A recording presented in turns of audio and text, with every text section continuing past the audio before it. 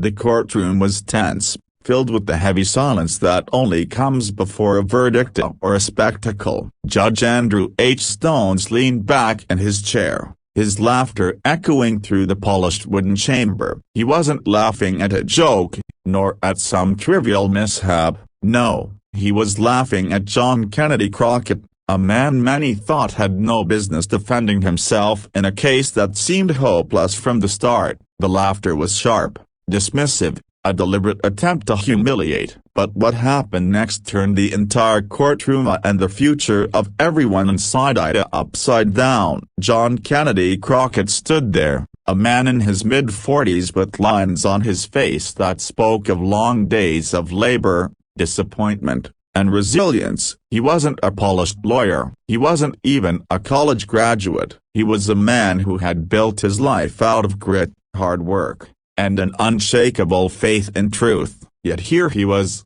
standing in front of the most respected judge in the state, defending himself against a powerful corporation that had wrongfully seized his family's land. Everyone whispered that Crockett was doomed. After all, the company had money, influence, and the best legal team in the region. All Crockett had was himself. "Mr. Crockett," Judge Stone said between chuckles, "are you sure you know what you're doing? This isn't some barnyard argument. This is a court of law." His tone was heavy with ridicule. John stood tall, though inside his heart hammered against his ribs. He thought of his father's farm, the oak tree under which he had first learned to read, the fields where his children once played. He thought of the nights his wife cried herself to sleep, fearing they would lose everything. And in that moment, something inside him sparked, and not anger, but conviction. He straightened his back,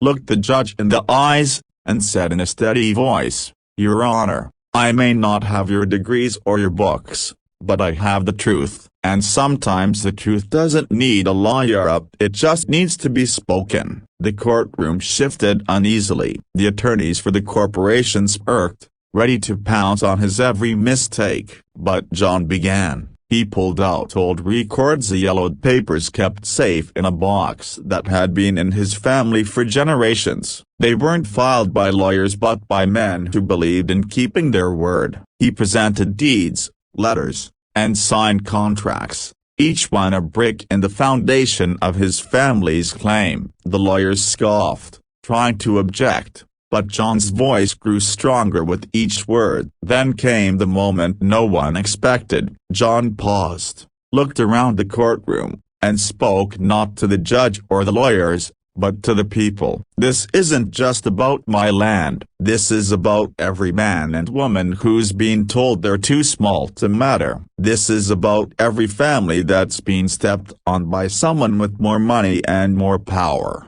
My father taught me that a man's word is worth more than gold. And I stand here today, not just for my family but for every family that's ever been told to sit down and be quiet."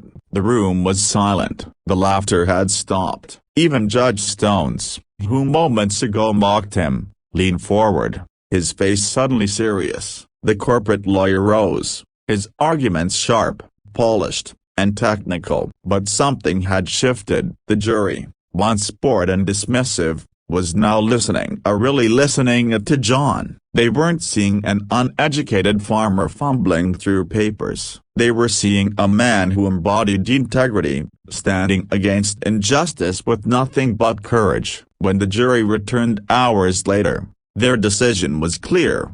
The land belonged to John Kennedy Crockett. The courtroom erupted. People clapped. Some even cried. Judge Stones, who had once laughed at John, sat stunned. Slowly, he removed his glasses, looked at Crockett, and said softly, "Mr. Crockett, a broken bar. You have reminded me today that the law is not about who has the fanciest words, but about who has the strongest truth." Outside the courthouse, John's family embraced him. Reporters swarmed, cameras flashed, but he kept his word simple. "This victory isn't just mine. It's proof that no matter how small you think you are, if you stand up for what's right, You can shake even the tallest walls. That day became more than a court case. It became a story passed from town to town, inspiring ordinary people to fight for justice. And as for Judge Stones, he never laughed at another man in his courtroom again.